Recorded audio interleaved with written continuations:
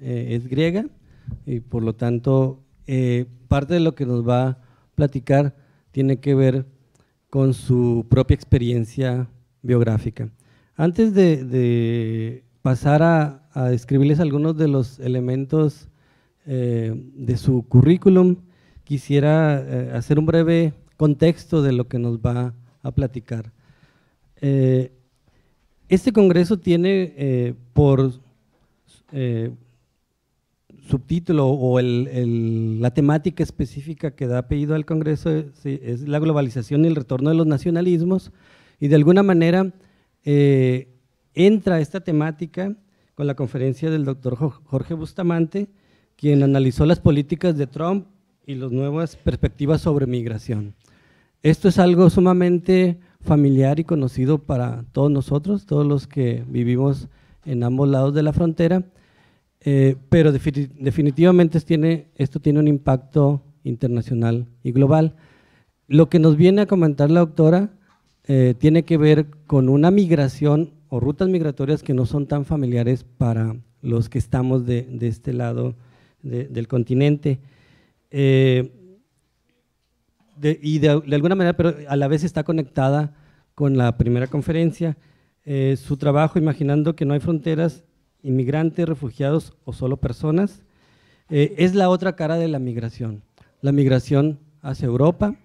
De alguna manera, varios académicos en los últimos años han reflexionado sobre la cada vez mayor presencia, ellos llaman la implosión del tercero en el primer mundo, es decir, corrientes migratorias que, a diferencia de otros contextos históricos, van de los márgenes hacia el centro. Esto de alguna manera contrasta con lo que en el siglo XIX y en varios momentos del siglo XX fueron rutas migratorias inversas, es decir, de Europa hacia otras regiones del mundo.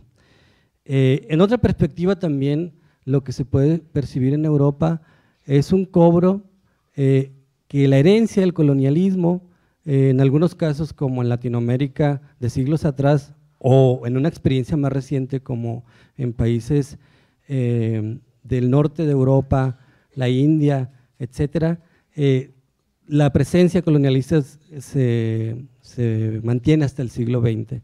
Entonces, de alguna manera lo que está ocurriendo en Europa es una política de porosidad o desvanecimiento de las fronteras internas ante una política de fortalecer las fronteras externas. Hay varias rutas migratorias, una tiene que ver con la conexión del sur de España con Marruecos, otra tiene que ver con el puente que significa Turquía entre las dos culturas, y otra ruta migratoria la que nos va a hablar la doctora Hachi Costandi, que es las islas griegas.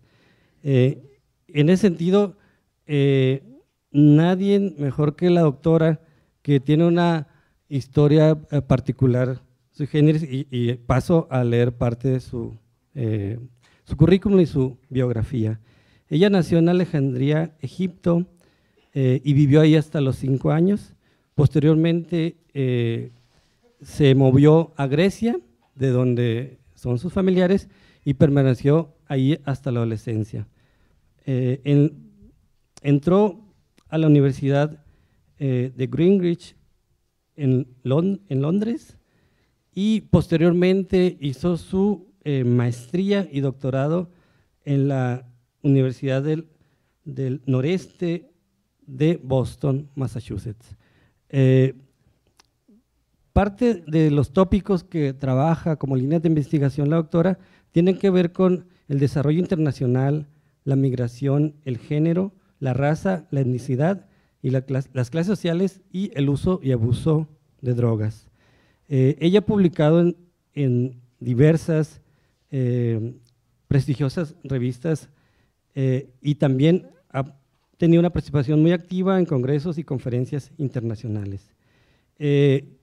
Otra parte de su biografía tiene que ver con que ella domina el árabe, el griego, el inglés, el francés y está en vías del aprendizaje del italiano y el español. Pertenece también a varias asociaciones, por ejemplo, la Asociación Americana de Sociología, la Asociación Afroamericana de Sociología y a la Asociación Internacional de Sociología. También ha recibido varios premios y distinciones y tiene un amplio repertorio de trabajos publicados, dentro de los cuales destaca su última línea que tiene que ver con el análisis de estas corrientes migratorias y que de alguna manera sigue realizando ese trabajo de corte empírico, que es parte de lo que nos va a presentar en esta ocasión. Así que, sin más, le damos la bienvenida a la doctora Joana. Un aplauso.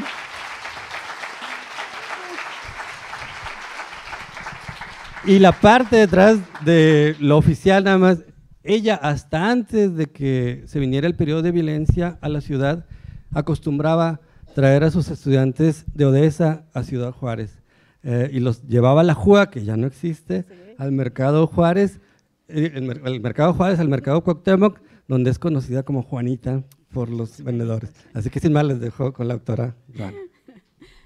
Muchas gracias, doctor Jorge. Muchas gracias por estar aquí hoy. Pido una disculpa por no poder hablar en español. Otra fue, ¿ok? So, I will try to speak in English, and I hope that I can make sense to you. Thank you very much again for being here.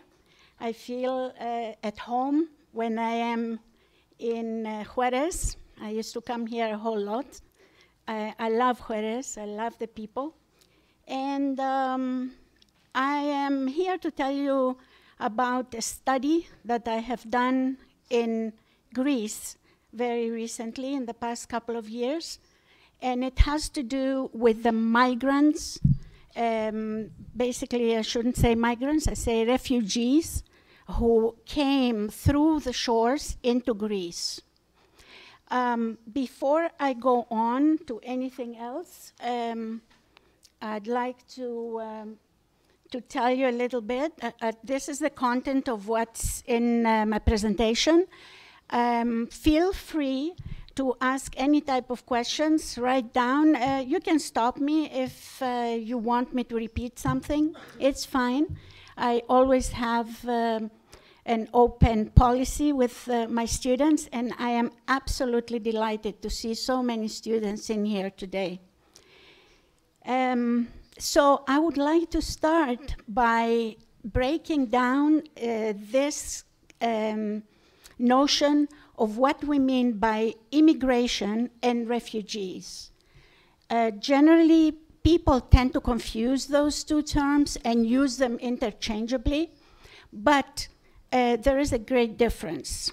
So theoretically, an immigrant is a person who decides to leave his or her own country and go to another country in order to find better living conditions, okay? Historically, this has been the story of immigration. When you look at immigration movements, there are basically two ways to look at it. One is external migration and one internal migration. So external migration is when you get up and leave your country, go to some other country to find your destiny, as they say. And internal migration is you leave your village, go to the city to, pardon? What? Okay. When you go within your own country, when you move from one place to another, that's what you would call internal migration. Now, again, you hear a lot of arguments go on about legal or illegal immigration, and in the United States, they use certain words that are unacceptable. And the one word that I actually invite you to scratch off your vocabulary is, there is one word, illegals. And when they speak of illegals, they mean people who are undocumented and are in one country. In my estimation, there is no such thing as an illegal person. People are human beings are not illegal. Some actions might be illegal. Their being in a certain place without particular papers might be illegal, but the person per se is not illegal. Everybody has the right to exist, and to exist well in all parts of the world. So basically, there is one more category I just would like to mention, and that would be economic migrants. So economic migrants, they might be undocumented. They leave their countries. They leave and cross the borders without having any legal status, but they're seeking some economic benefit. Clearly within this, this whole background of immigration, there are individuals who are not of very good caliber, but those might be what have been described as the rapists and bad people. But I want to say that individuals within every country in the world, they are good and people and they're bad people. So generally, we need to be very careful, very, very careful about how we place labels on anybody, and especially when we place labels on whole groups of people. Okay? So I guess when we talk about refugees usually do not have a choice of what they need to do. They are individuals who, because of one particular reason or another, that could be war, it could be some conditions that are principally,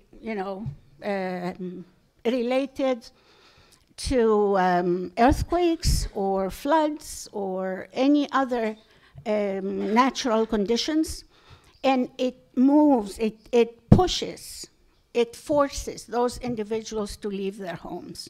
So this is what we mention as refugees. I would, in this presentation, concentrate on the refugees who, because of war and because of the conditions in their own homes, they had to leave and move through different routes to get to Europe from basically Syria, Afghanistan, and other countries in that region.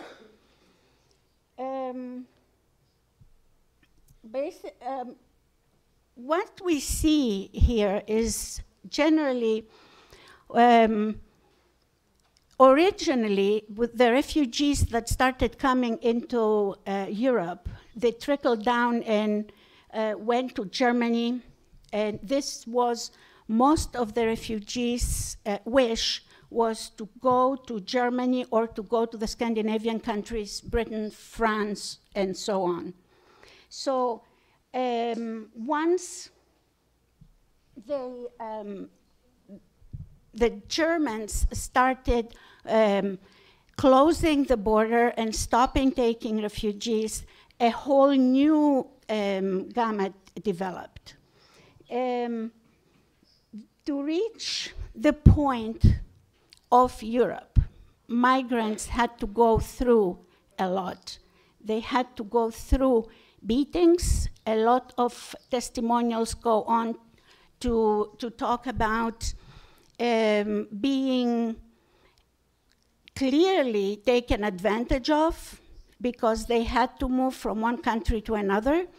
use coyotes, what we call in Spanish here, those individuals who help pass different borders, and those are not cheap.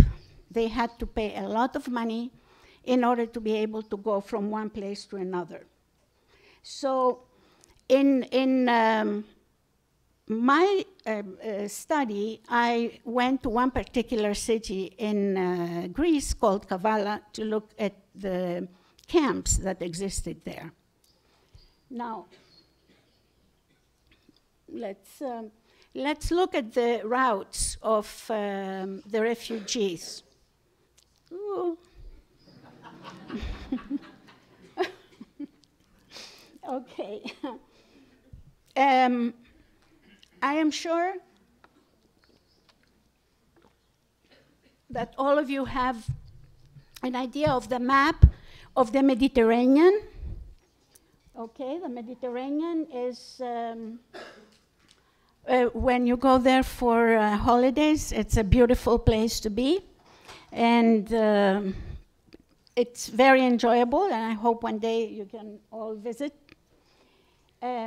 But clearly, as you can see, a lot of the refugees from Africa and from Asia, Asia Minor, they actually try to go to the northern parts of Europe, but they have to go through the south first, right?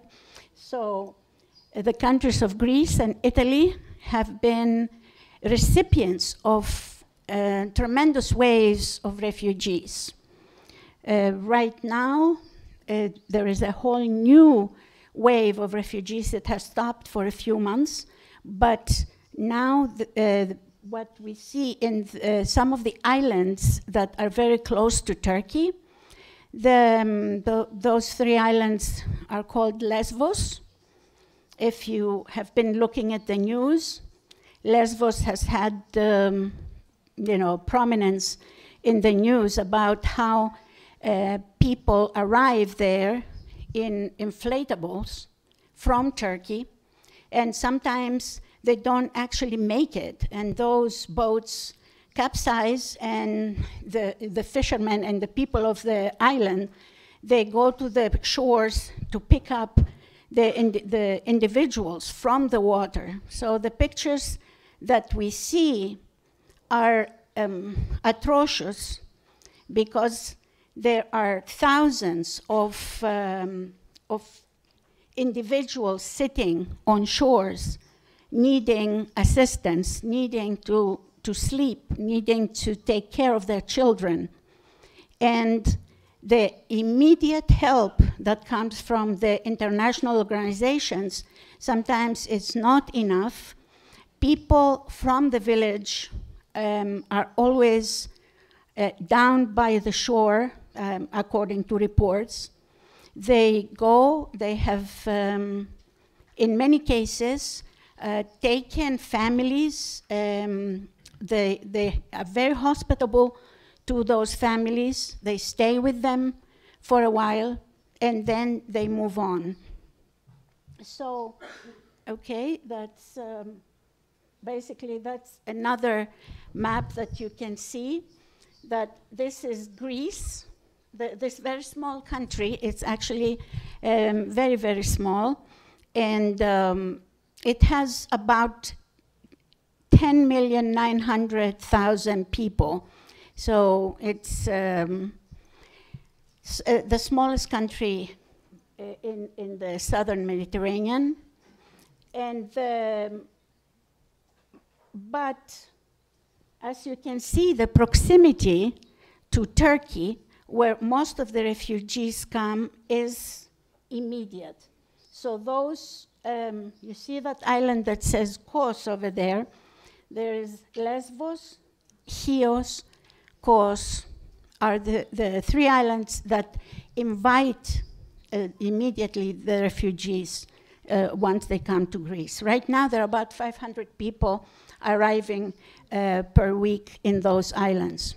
So if you can imagine the impact that this has on a very small population, okay? So again, let's look, here's another route. So once they come to the shore of Turkey, they move into the Greek cities and move on to other countries. Okay, let us see about my own study. If we move on, you see all the way to the right, there is okay, this map shows a lot of the camps that have been created in northern Greece and in southern Greece. But in order to understand the plight of the people, it is one thing to be looking at maps, to be telling you statistics about numbers, because generally those statistics change not only every day, but every hour. Okay, so our general understanding of the statistics can be important, very important, but it's one thing to look at the statistics and the pictures and the maps, but it's another thing to be looking at the refugees themselves face to face and to talk to them and to understand the heartache and whatever it is that they went through. And that is basically why I started this study. Because in the summer, now, Kavala is the city that I did my study. And I want to show you a little bit of the city just to show you the milieu. But in, why Kavala? Like Dr. Jorge told you, I was born in Egypt. And when I came to Greece with my parents, I was about 10 years old, right? So I felt the heartache of leaving a country to come to another one, although it was my country. Nonetheless, I felt that part of my heart was cut off when we went to Greece, and my brother and I were so upset. We said, we will never speak Greek again. We will only speak Arabic from now on. So did this happen? No, of course not. In a country where everybody speaks Greek, not hard, not easy. But my father got a job in that city called Kavala, and soon all the heartache went away when I realized how that small city was very, very hospitable, and it was, we were able to communicate with the people very, very, very well, and it was absolutely wonderful to be there. To cut the long story short, I spent all my high school years there, and you know how important that is, right? A lot of you just finished maybe high school or recently and so on, but those are the years you will remember always. Trust me, when you get to my age, you will say, oh, it was so good then. Now you feel it's, no, it's not good, but no, later on you'll realize it. But so it's the city of my youth, I want to say, and I go there, but in the summer of 2015, I was there for a high school reunion, and as I was walking on the port, I saw a lot of people kind of pulling suitcases and walking up, and up to the bus station, the coach station that takes you to northern Greece and to actually outside the country. And soon I realized that these individuals were refugees.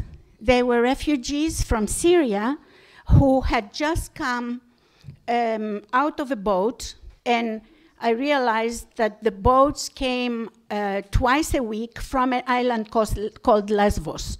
So Lesbos was the primary recipient of the refugees.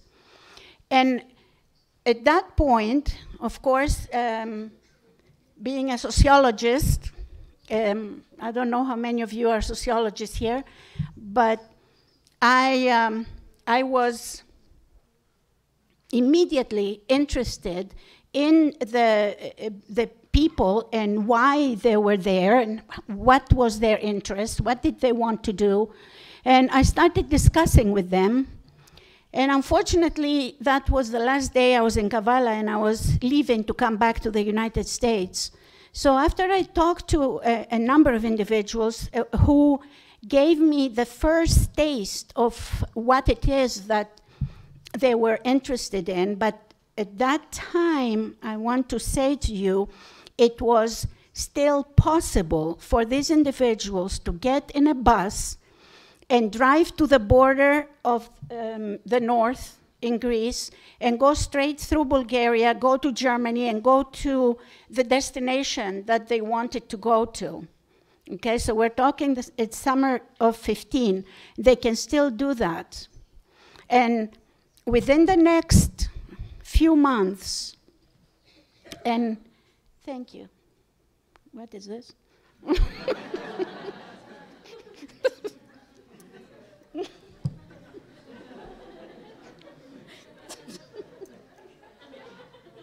Ah, okay.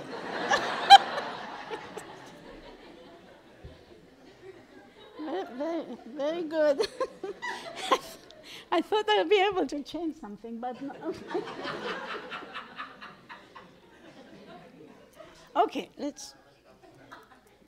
Oh, okay. These are just cause. Oh, nice. Now I can use it. Okay. Now this is the port. The city is beautiful, I told you already, but at the top there is a castle, and it's a Venetian castle that is historically from the time that, well, I don't want to get into this. I can go sideways and talk to you about the Ottoman Empire and how Greece was for 400 years under the Ottoman Empire, right? You want to hear that? Okay, if you do, let me know in the end. So this is the beauty of Kavala, and yeah, you see, this basically, it's on the shore. There are tons of beaches. You probably, you know, this is not only for tourists. This is basically where we used to swim when we were little, when we were in high school, and we still do. People go there all the time. And the historical beauty of this city is phenomenal because, again, of the history of the Roman Empire. You see, this is an aqueduct that moved water from one part to another, and to the old city, the one that you just saw before with the castle. So, again, yes? Very little. Greece is basically a Christian, Greek Orthodox country. So, and I'm telling you this story so that you can understand how the refugees found themselves in a country that was quite different from what they knew and their own experience. A lot of beautiful snacks for you to see. They don't show very well in this picture, but anyway, the city is built on 7 hills. It's very hilly. All Greece is like that. It has mountains everywhere. Unlike Odessa, Texas, where I live, where we say when you stand at one end of the city, you see the other end, but not here. Here you go up, this is a street, and it is steps. You have to go up the steps in order to go from one place to another. So, why am I giving you this scenario? So that you understand where the refugee camp was. Yes? You want to ask something? No. Yes?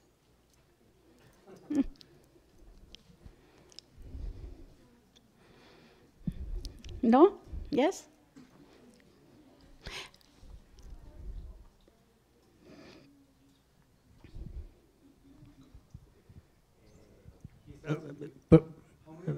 Perdón, nada más que si acá, enfrente de ti. Ok, o sea, si vas a hacer una participación, necesitas hacerla con el micrófono, ¿te puedes acercar?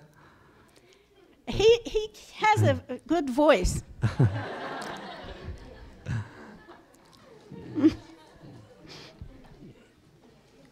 Okay. Okay, what she was asking was, how many people did you detect as a refugee? 1,300 people came to Kavala, but when I went in the camp, there were only 200, and I'll tell you a little bit of the history of what happened after that. Yeah? So, you're welcome. Okay. So, like I said, once I left Kavala, my mind could not rest, and I decided to go back the following year in 2016 in order to follow up and see what happened to the refugees. So, as a good sociologist, I actually thought of what kind of study, and for those of you who are in sociology and you take methodology with Dr. Jorge here, I will tell you my study was a qualitative study. So in other words, I wasn't interested in giving a questionnaire to so many refugees to give me some answers. A qualitative study is more interested in in-depth understanding of each individual. So as a result, you don't have great numbers, you don't interview great numbers of individuals, but at the same time, you are able to participate, to have participant observation, to sit with the people, to be able to communicate. And that is actually what happened. Like I already told you these things. Okay, so in 2016, there were 205 people in the camp that finally was established. Of the 1,350 that arrived in the beginning, the city was totally in disarray. They didn't know what to do and where to accommodate all these individuals. So first of all, the first night they put, they came in waves, mind you. They didn't all come at the same time. But they came first and they put them up in the gym, in a gymnasium with a swimming pool. Now, soon enough, within a day or two, it became known, it became problematic that people could not breathe because of the carbon monoxide or whatever comes out of the water with the chlorine and so on. So they had to be moved. And they were moved into a neighboring city, into some municipal buildings. The understanding, in order to understand what goes on, is imagine even with 300 people, they all have to be taken care of. They all need food, they all need a place to sleep, they all need to take care of their children. They all need to be able to sit somewhere, right? So basically, they took care of them in that city that's called Carvalho, but again, thinking and looking as to where they're going to be relocated. When I arrived in the summer of 2016, they were actually in a place called Esquikapu. Okay, now, what we have to understand is that by February of 2016, the northern countries closed the borders and did not allow any more refugees to move into their countries. So by default, anybody who came to Kavala was stuck, as you would say. They became kind of what you would call, bless you, they were caught into a situation, a middle situation. They couldn't go back, they couldn't go front, so they were just there, okay? And the result was that they moved them in a place called, okay, if we go, yeah. And the camp that I visited was called Esquikapu. I find that name really interesting. It comes from the Ottoman Empire, but this is the camp. You see where it is? It's at the very bottom of a mountain. So it is all the tents there, okay?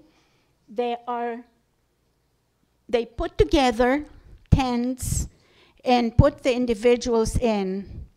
And lo and behold, that very same night that they got there, it rained terrestrial rains. So everybody got soaked, the tents got soaked, and the earth, the land got soaked. And the following day, they brought wood and put under the tents. But they still left them there, okay, in that Esquikapu. As soon as you enter that refugee camp, what do you see? You would expect to see unhappiness and to see people being upset and so on. No. You saw small children running around, playing, giving you a very false sense that everything is fine. Everybody is fine. And people, the adults, are walking around trying to negotiate their everyday existence, okay? But again, I wouldn't say, by observing them, I wouldn't say with a gloomy face. They did their best. Absolutely, this is what I personally saw. I am very fortunate, very, very fortunate, to be able to speak the language, to speak Arabic. So I went to the camp every day, and I sat with the individuals every day and talked to them and shared things with them, shared food and a cup of tea always. You know, in the Middle Eastern tradition, people are very, very hospitable. And the very first thing they're going to ask you is, have a cup of tea with me. And surely that was a very pleasant thing to do. I sat with them and we talked. So what are some of the things that I find out. What I want to share with you is maybe a few testimonials. I cannot go over all of them. We'll be sitting here for a long time, and I don't know that you would like that. But I'll tell you a few stories that are very interesting. And before I even go on, I want to share with you that I went back to the camp this summer, and I went to find the individuals that I saw in 2016. I followed up with them. Unfortunately, there were only 4 there. However, during the previous period, I had kept in touch with several individuals, especially some young people who were on Facebook. Anybody Facebook here? I must say everybody complains about Facebook, but I am using it to keep in touch with my friends, the individuals whom I met. Yeah? And now I can see them progress, especially 2 or 3 young people who are progressing. I'll show you right now. Okay. Now, again, although the camp was makeshift and was put together with the help of the Army, and an organization called the Doctors Without Borders. It's not Médecins Sans Frontières, it's the Doctors Without Borders, okay? So they help tremendously, and a lot of the volunteers went there. They didn't stay all day, but they were there from morning till about 4 or 5 o'clock. And then they left. Somebody was at the gate and to identify who is going in and out. Something that changed in 2017, this summer, when I went back. This summer, they did not allow individuals in. So although in Esquikapu, I was able to go in every day and stay and sit and meet with the people. This summer, they wanted official paperwork, and if you didn't have that, you couldn't go into the camp. So, anyway, let's see. Inside the tents,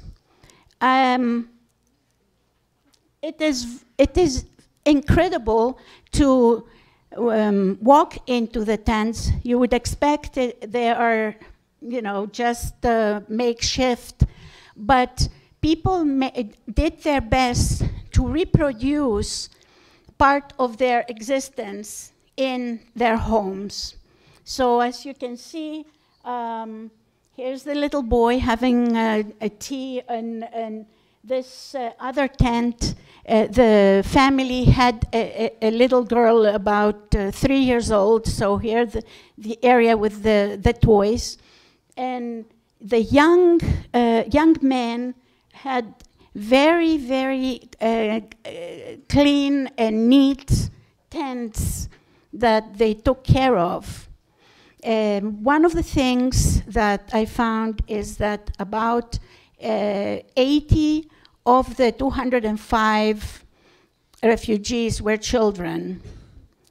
And in this year, 2017, there are 340 people, and 40 of them are unaccompanied young people. Okay, so not always are children there with their families and their parents. They are found and they are brought to the camps.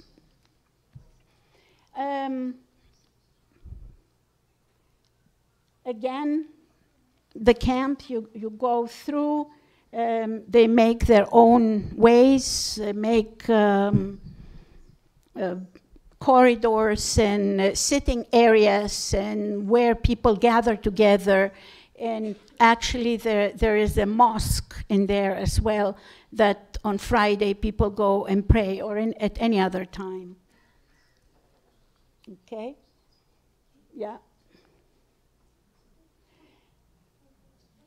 And again, you see the mountain is totally wild.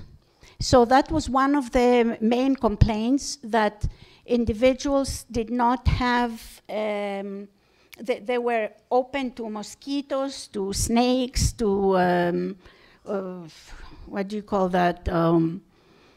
Yeah, or anything that is in the wildlife would be available on that wonderful mountain. Nonetheless, again, you might find that the smiley faces give you a distorted image of, and a conflicting image of what is going on here. Okay? Right?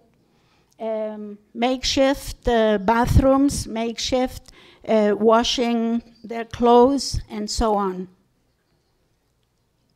Yep. Okay. The one testimonial that I wanted to share is of the mother of that little boy who was sitting in the room, and I didn't share his face because one of the most important things in doing your academic research is to ask if they allow for images to be presented, and a lot of people did not allow that.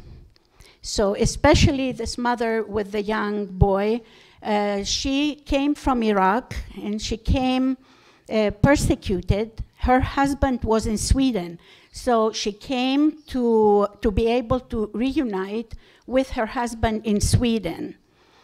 The little boy, who was 8 years old, had a lot of problems, psychological problems, because he felt all the time that his father is not there because it was his fault. He also suffered tremendously from any type of noise. Couldn't sleep at night. Any noise would wake him up because he was afraid of the war kind of environment. So that was one of the key elements that I found amongst most of the families, that they suffered from the results of the war that took place in their countries. They actually, okay. Hold on to this for a second. I followed up with this mother and her son. She was one of the people who was still at the camp. Now, the camp, luckily enough, they moved all the individuals from the mountain to another area that was given by the army. They had barracks, and within the barracks, they built small compartments for the families. They also gave them small housing, like a one room, to share with their children and their family. So the conditions definitely improved in terms of livelihood. And the mother was still there, and the little boy was still there, only their circumstances had changed because the father, who was in Sweden, was sent back to Iraq. And so the mother now was in limbo in Greece, not being able to get any paperwork to go outside, to go to Sweden. But unfortunately, or fortunately, or whichever way you want to take it, she really did not want to go back to Iraq. She didn't want to go back to the destruction that she faced before. She wanted to move on, and her reasoning was that she wants a better life for her son. She wants a place where her son can be safe, can go to school, can progress, and can achieve all the benefits that all children deserve. And clearly, she's in very good shape right now, and we keep in touch. So basically, this is one of the families that I found over. But just imagine that this woman now has been there for 1 year and 5 months in the camps, okay, in Greece, in a country that she actually did not desire to be in to begin with. Okay. Okay, let's move on. Another interesting story is that I met with a family of one husband who had 2 wives. He lived with one wife in a tent, and their little girl. Actually, you saw the picture with toys. And his other family, his other wife, who had 4 children, lived in the next tent. Okay, that is a little kind of... now, given the circumstances, in Europe, of course, that is considered bigamy and it's not allowed. Therefore, when he did his paperwork to move on, they only allowed him to present one wife. And so he talked to, when I was discussing with them, he said that he actually does not want to leave the other wife behind. He had every right to take the children and take them to, he wanted to move on to Germany, but he did not want to leave the mother behind. Therefore, it was a great contradiction. And so this is one of the contradictions that we see happening with refugee families in an environment where their customs and their norms and values are not accepted, okay? Now, okay, considering this situation, is the wife with the 4 children happened to have been his cousin. So she could have asked for asylum under a different category other than the wife. She, family member, okay? So I found out in 2017, to cut the long story short, excuse me, that finally they all moved together in the same city. And that was a very,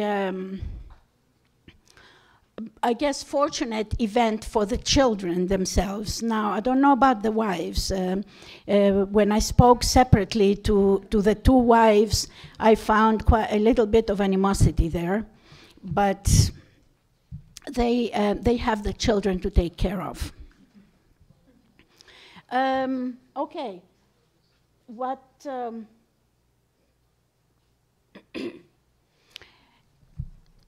the youth, what do they do? This is the most kind of heartbreaking situation, because they are trapped in a small area, and they don't have too many opportunities to do things in the city, especially in the original study in the Skikapu. It was about 10 kilometers away from the city, and not always could they walk there, and they had no cars, of course.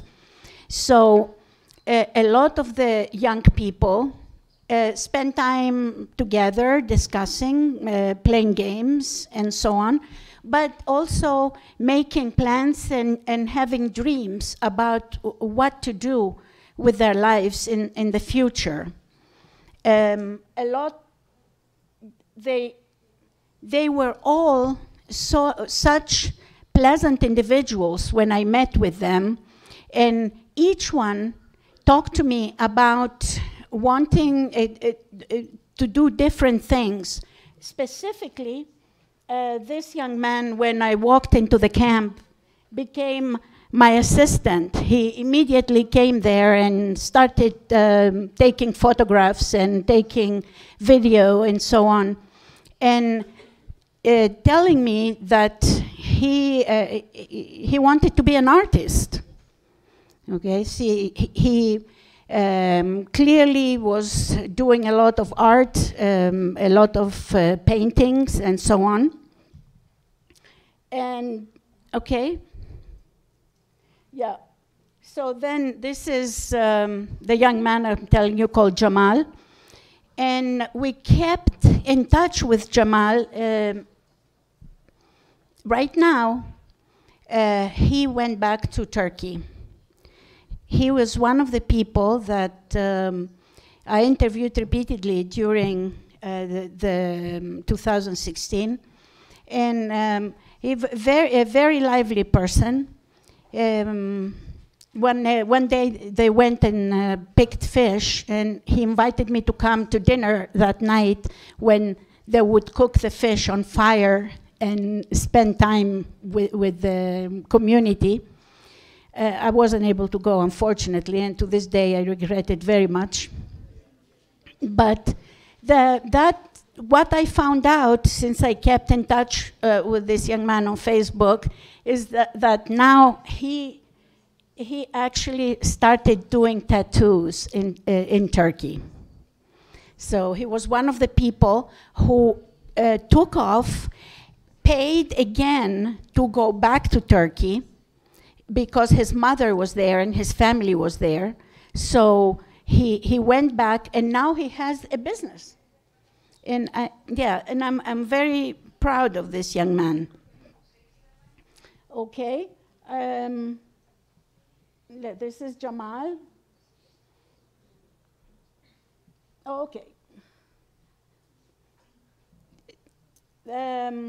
Ramadan is also a young man who had a lot of ambitions. He wanted to go to college, and he actually had a brother who was in Germany. So he was in the camp for about a year. He was doing his best, helping most of the families. Also, these young people were very helpful to the other families. And soon enough, I realized that about 4 months ago, he made it to Germany, and we are in touch. He's doing very well. He is in school, and he is seeking his dreams right now. So, okay, that's, yeah, this is Ramadan, and what I was telling you, what you see up there is when they moved all the refugees in January of 2016 into the new camp. He took the opportunity, and this is the new camp, as you see over here in the barracks. He decided to build outside some kind of pavilion for the children to play in, and for the young people to gather and have some meetings and so on. So with the assistance of volunteers and other people, they built the pavilion, and he orchestrated all that. He's one of the most, as you can see there. They did a wonderful job. I wanted to invite them to my house to fix some stuff here, but that, you know, too late. But now he's in Germany. Can you see the trains there? Oh my God. But so refugees are not impersonal numbers. They're real individuals, real people that we can reach out and understand their plight, their life, how they feel. So right now, one of the things that I wanted to find out in future studies is, well, how do they feel now after this period of time being away from their homes? What are their aspirations? Do they want to go back? And this question, of course, was in my original study. Do you want to go back? And everybody, almost everybody, there were a couple of people who said no, but most of the people said we would go back if the war stopped, if there was no war anymore. We would go back to our homes. Therefore, to me, that is the kind of the beginning and the end of this story of their life. Okay. What else? Moving on. Okay, this is Ramadan. We already talked about him. Okay. One of the parts of my study was to talk to people in the city, as well as the mayor and the assistant mayor and so on, to understand how they faced the issue of the refugee. The Kavala authorities discussed the issue thoroughly with me and told me that originally the Greek government offered them, or promised them, I should say, funds in order to support the refugees. And the city itself supported the refugees with supplying the water, supplying the other amenities, but they had about 400,000 euro in expenses that were not coming from the Greek government. Okay, so as you realize, the problem then became one of how are we going to continue supporting the refugees if we do not have the funds to do that. And in order to understand a little bit the situation of Greece, in the past 6 years, Greece has been under tremendous stress because of the austerity measures that were placed on the country and on the Greek people. Greece is part of the European Union, and as part of the European Union had certain loans. In order to be able to get more loans, they had to succumb to some austerity measures that placed the Greek population into very, very problematic ways of living. So the whole labor movement is in jeopardy. People are losing their jobs. People the pensions of the pensioners are cut. And so people are really actually suffering themselves. Therefore, you can see that there is some contradiction there between the people and supporting refugees, saying, okay, well, we have extended numbers of homeless nationals right now, eating in soup kitchens. So how is it possible to be supporting also 57,000 refugees right now? Okay, so there is a big contradiction at that point.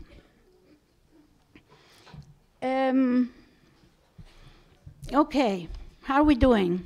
That's getting too long. What time is it? Don't worry.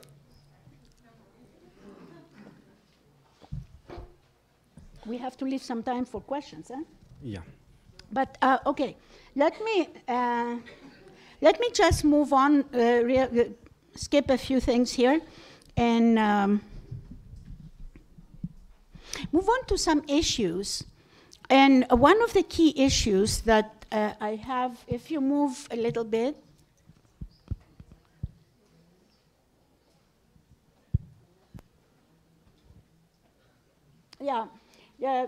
some of the drawbacks that I started telling you.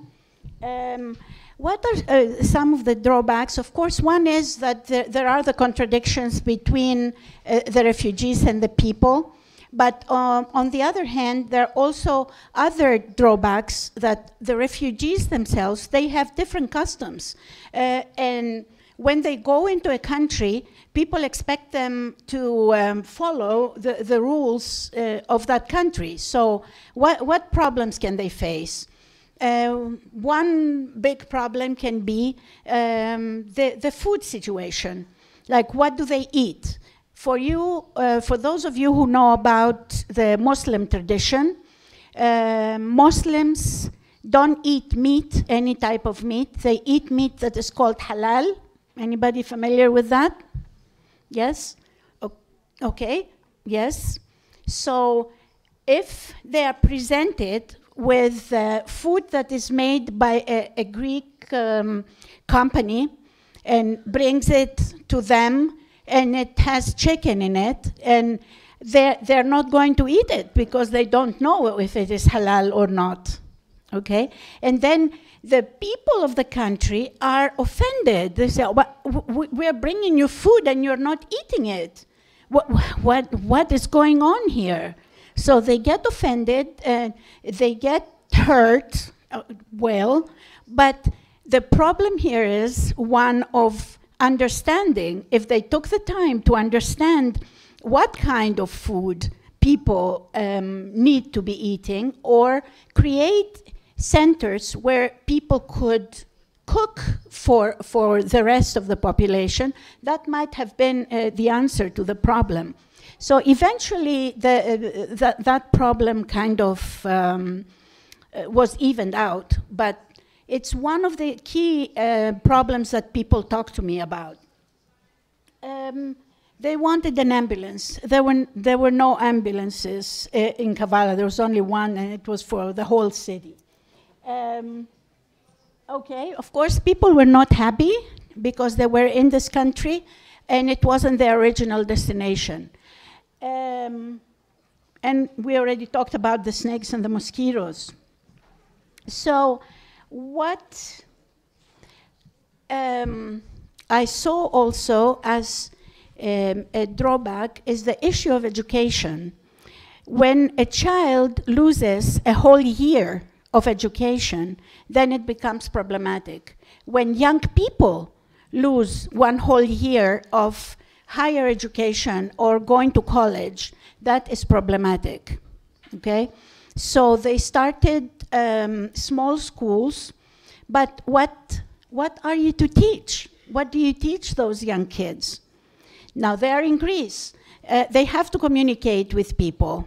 So by default, they're taught some Greek, they're taught some English, and also Arabic because it is their mother tongue. Or people who are from other, and I'm concentrating on the Arabic-speaking population, but the refugees in Greece come from all over the place. There are people from Afghanistan, there are people from Northern Africa, from all parts of the Middle East, from Egypt, and so Egypt is Arabic. But what do you teach these children? That is the big problem. That is the big issue. So at this point, I feel that the issue of refugees is quite static, and it's not being addressed properly, although it's been going on for about a year and a half at least. So we need to be making tremendous efforts to accommodate individuals, but that would be the micro issue that I can see. The macro issue is one that we have to, all of us, be very concerned about the state of affairs in the global economy, in the global political structure, the whole issue of globalization, and what are we to do in order to be able to get rid of this economic inequality that exists. The more wars you have, the more refugees you're going to have. So basically, in my estimation, unless we address the issue of war and the issue of economic disparities in the world, we're not going to get rid of issues of refugees. I have a few more propositions that we can run through. And my propositions, okay, we can go. Yep. Okay, some visions for the future. And they're about, I see that on 3 levels. One is the personal, one is the national, and one is the international. And on the personal level, I feel that, and I always tell my students, we always need to set our priorities and to keep them. Figure out the truth that you believe in, and priorities based on values, politics, and religion. Envision a society that balances personal freedom and identity with public and collective responsibility. And recognize that corporate capitalism does not function in everybody's interest. Because if we look at the wars, they function for somebody's interest, and it's not for the poor people's interest. Okay? Understand the limitations of the technology, although I'm about to take a picture of you, as well as it's liberating. It's on one hand is clearly a very good phenomenon. Okay, here. Why are you taking pictures of me? I'll take a picture of you.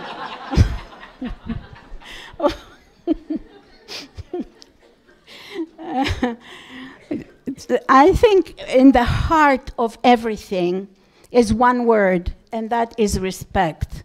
Respect for human dignity, respect for one another, respect for individuals, celebrate differences, don't impose one's ideas, celebrate diversity, work towards equality of access to Earth's resources. The disparities that exist should not exist, okay? Create social movements that derive from an ethic of caring, of empathy and compassion and love. Have a sense of humor and take time to play, right? Okay. If we get, okay. Okay. Oh no, on the national level, challenge the use of force or violence on any level.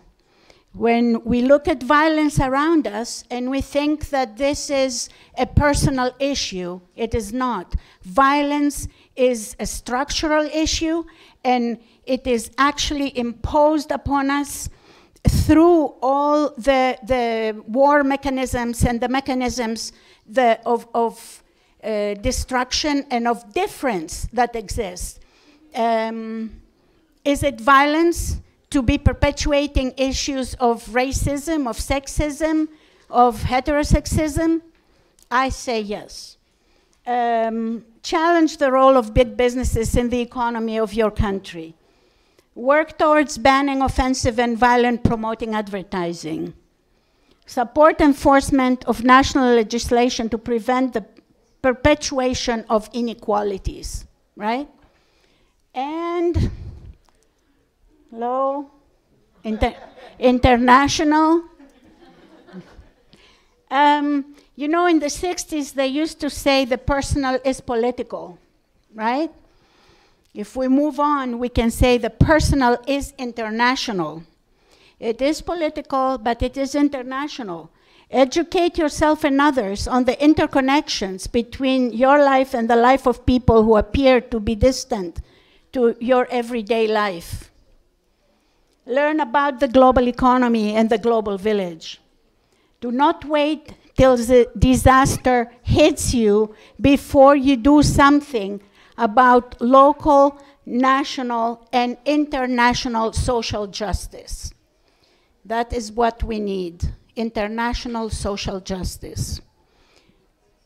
Okay, thank you.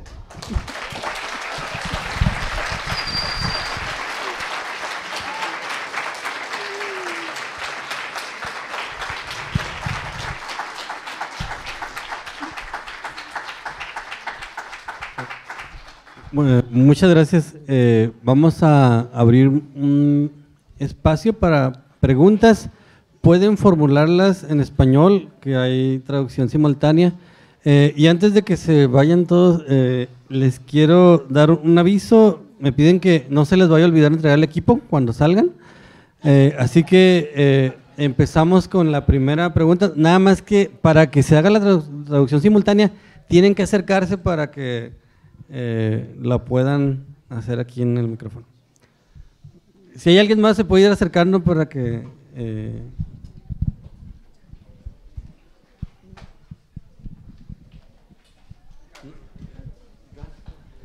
Gracias, maestra, muy amable. Gracias, doctora, muy amable. Sí se pueden jalar. El fenómeno de inmigración, ¿verdad? Las corrientes migratorias no son de ahorita, son desde los tiempos más antiguos. El hombre inmigra de una zona a otra, claro, con la mujer, sus hijos. La mayor parte de las razones, o mejor dicho, la razón más importante, es la supervivencia, ¿sí? O la sobrevivencia del hombre. Y va y acude a lugares donde considera que son menos agresivos, que pueden ser mejor aptos o más aptos para poder luchar por su vida. Y ahí no importa la raza, no importa la religión, no importa la cultura. Eso se ha suscitado desde los tiempos más antiguos de la humanidad. A veces también se han conformado guerras entre culturas y culturas, porque las culturas más fuertes quieren adueñarse de las culturas más frágiles, de sus propiedades, de sus bienes, de sus tierras. Por eso ha sido una gran encrucijada la historia de Europa, ¿verdad? Desde el Imperio Romano. Grecia es uno de los estados o de las naciones más importantes de la cultura, de la civilización antigua y actual. Es la cuna de nuestra civilización en todo Occidente. Yo pienso que todo el mundo nos ha dejado grandes antecedentes de esa cultura. Lógicamente que ahorita se está mencionando, no nomás por un medio de difusión.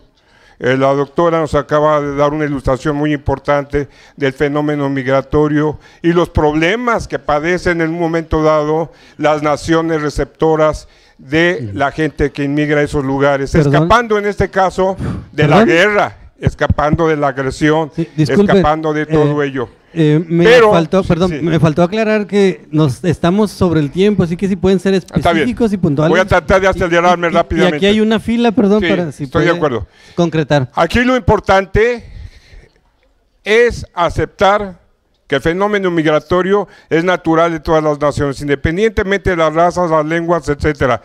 Pero también la manera de estabilizar las naciones es importante, para que de esa manera el fenómeno migratorio no se dé como se está dando en el caso de los problemas del pueblo de Asiria o en el caso del problema del pueblo de Irak. Tiene su historia grave y ya lo sabemos todos. Entonces la idea aquí es de las naciones, de la Organización de las Naciones Unidas, para que en forma inteligente piensen que se debe de acabar esas guerras, se deben de acabar esas tensiones a nivel mundial que nos está provocando una gran tensión a todos, a todo el mundo. Evitar la guerra, buscar la paz y la concordia para que esas naciones puedan estabilizar su nación, su vida, como hasta ese tiempo las venían haciendo, sus costumbres, sus religiones. En el caso de las personas, ¿verdad?, que tienen costumbre de casarse con 2 o 3 mujeres, en la cultura árabe, lógicamente. Entonces yo voto para que en nombre de nuestros compañeros universitarios, si tiene influencia en la ONU, digamos, en otros niveles importantes, abogamos para que se establezca la paz definitiva en Europa y en todo el mundo. Gracias, doctora, muy amable. Muchas gracias. Muy bien, pasamos a los siguientes comentarios, que igual les pido que sean lo más puntual posible. Hello, I have a question. You say the people have a happy face, but the situation is different. So my question is, how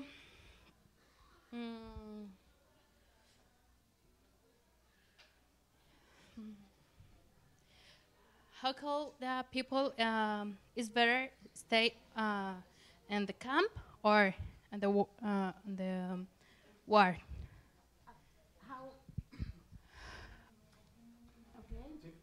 Again? Sorry. I will forget the preguntas. Okay.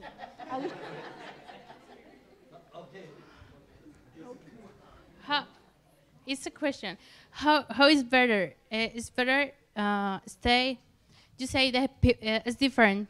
The situation. The people have a happy face, but it's different. So, who is better? The state in the war, or in the camp?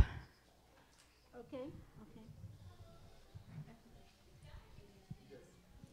Well, my main question is, what's the driver of the reason that the immigrants want to go to Germany? I know that it's a no issue that a lot of immigrants are going to Germany, but why? I mean, it's because of the economics, is there very quality? It's the economy? All right. Yes. And the other one, in Greece, what's the issue that they are facing against, like, parties like the Golden Dawn, that it's like a neo-Nazi party that's going over there? I mean, my question is, what's the issues that they are facing against them?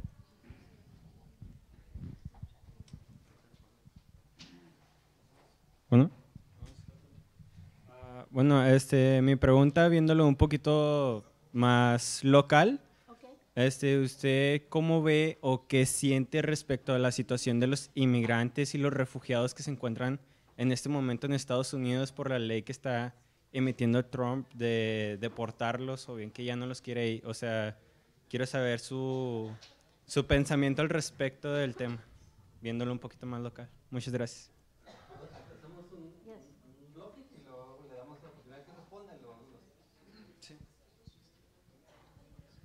Oh, I guess this one? Okay. Okay. All right. Is it better to stay in the camp or to go to work, right? That was the question. And the question. Yeah. As a matter of fact, it depends on the person. Staying in the camp, you are idle. You do nothing. But if you have something to do, a job that you choose to do, then you clearly have an interest in your life. And I see that with Jamal. Jamal was unhappy in the camp. And when one day, after so many times, I went and I heard, 5 people went back to Turkey. I said, Jamal. They said, yes, Jamal. And I started crying. So Ramadan, the other young man, said, please don't cry. Here, here's his Facebook. So he gave me the Facebook, and I kept in touch with them. But it's not like which one is better. I mean, it's fine to stay for a little while somewhere to be protected, but that's not what you really want. You want to live, you want to expand, you want to do what you want to do, I think. Does this answer your question? Yeah. Oh, okay. Why Germany? Yes, because it's almost like the idea when Mexicanos go to El Norte, because they think El Norte is so much better than where they are. But is it really much better? Germany, it's in the minds of the refugees, is, it's a very developed country, everybody has jobs, well-paid jobs, and so on. So, yeah, we want to go to Germany, we want to go to England, we want to go to France. But what is, what is the pay for that? You go to Germany, you go to France and England, and you face all these types of discrimination when you go to these countries. Okay, it's not an end dream, but it's always better than being bombed on your head. You have no choice in the matter. So that's why you say, okay, being a refugee is not like an immigrant who says, okay, I'm going to go and do whatever job it is in this country so I can improve myself. And of course, I didn't even speak about the different kinds of immigration, because there are immigration laws that allow people to come in and work in jobs that are desirable. Okay, they're the desirable ones and the non-desirable ones. But anyway, now the neo-Nazi party, that's a good question. And like in many other parts of Europe, you have the development of neo-Nazi groups, and Greece is not an exception to that. We do have a group that is called Χρυσή Αυγή. Χρυσή Αυγή, it means the golden, Golden Dawn, yes. The Golden Dawn is people who are nationalistic, and all these refugees that are coming to our country, they want to change our country. They want to change our religion from being Greek Orthodox to being Muslims. They want to infiltrate our schools. And, the unfortunate thing for these individuals is that you see that individuals who migrated to Greece, the kids are thriving in the school system. Right now, for any of you who are watching basketball, there is a kid who is from Nigeria, he's Greek, and he plays in the NBA in the United States. And another kid I was watching, he's also of Nigerian descent, and he sings rap. He's very famous in rap music, singing rap in Greek. He's Nigerian, singing rap in Greek. I mean, it's kind of, I wanted to put a small part of this in my PowerPoint, but it was too long. So basically, yes, the answer is yes, there is a neo-Nazi group, and unfortunately, sometimes they attack people, and but fortunately, it's a very small number of people who do that. And Trump, don't get me started on this, okay? Please don't get me started, because then I have to jump the fence that he's going to want to build. No, don't get me started. The issues of immigration in the United States, I see them every day, and this is, again, one of the things. I make a lot of comparisons with the situation of migration in different parts of the world, and of course, with Mexico and the United States. To me, it's very close to me. I studied it very closely, and because I live with the people, I live with the immigrants who made it to Odessa, Texas, and they are working in so many capacities. They are they are wonderful people, and necesito practicar más con todos allá. Hablamos, and of course everybody thinks I'm Mexican, so they speak to me in Spanish. But yeah, but the issues are very similar, very, very similar. People who leave Mexico, they come to the United States thinking that they will find the land of opportunity. Because they're so hardworking, because they believe in their families, we see the kids going through the school system in a wonderful, wonderful kids.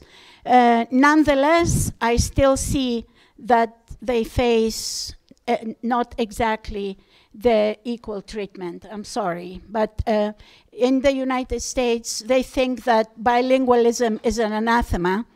And I try to explain to them that for people to know how to speak Spanish is the biggest advantage in the world, and they should be very lucky if they are the Anglo-Americans, if their children learned Spanish. So bilingualism is not for Spanish kids, for Mexican kids or foreign kids to learn English. It is for all the kids to learn both languages. If they don't learn Spanish, they're disadvantaged. I'm sorry. This is how I feel. I mean, I grew up learning 4 languages, so they can learn too.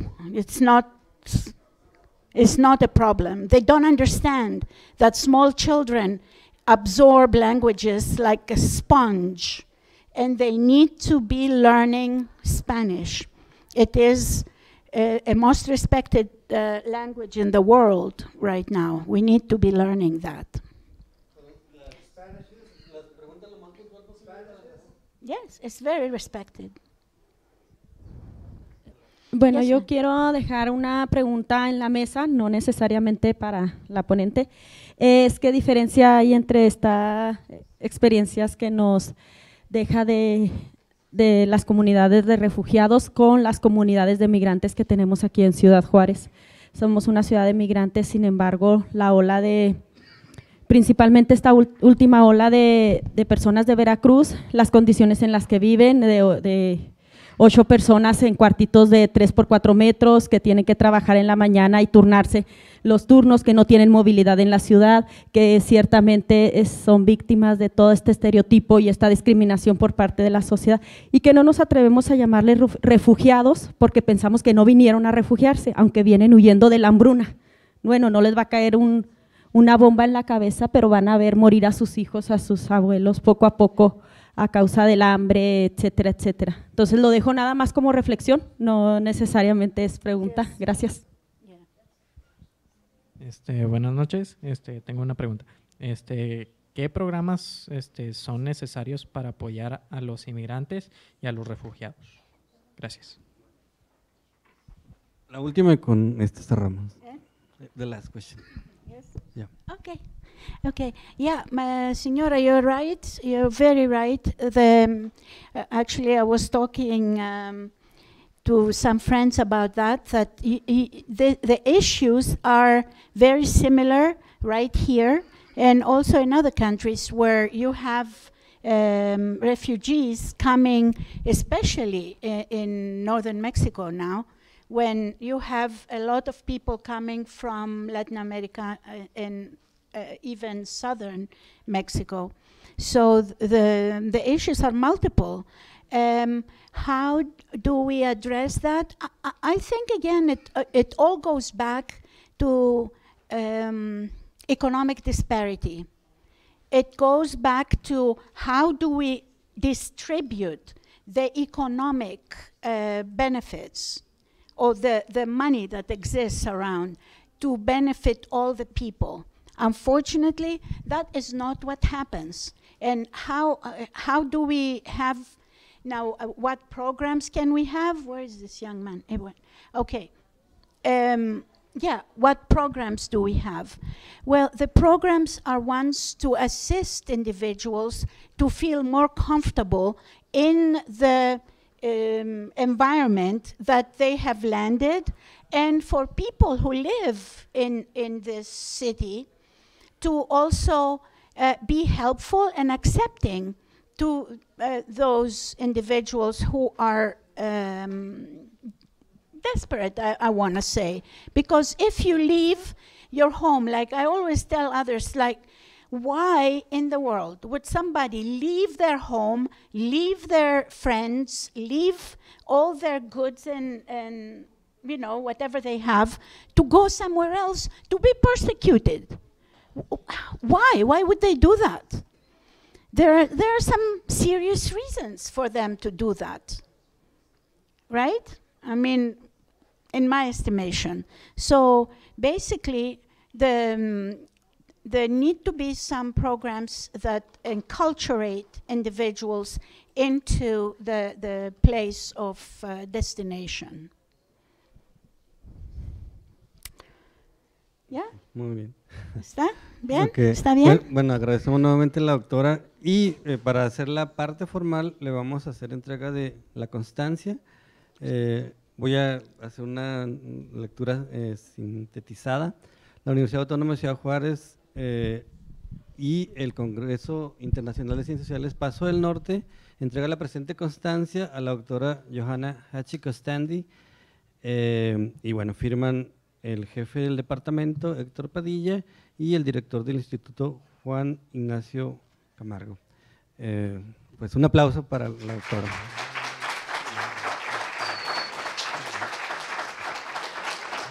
Y le hacemos también entrega de un presente. Ella es coleccionista de, así que algo del estado de Chihuahua.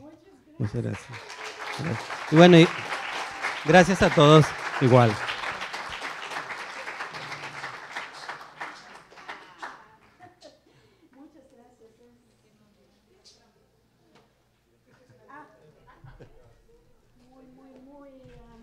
Muchas gracias a todos por estar aquí. Muchas gracias. Buenas noches. See you soon. Nos vemos, ¿eh? Okay. Yes, definitely. I used to come every semester and bring my students. But then they didn't allow us anymore because of the problems, you know, the violence. So I missed it. It's the first time in maybe 10, 12 years that I came back. And I love Juárez. I love it. Thank you. Muchas gracias por me invitar.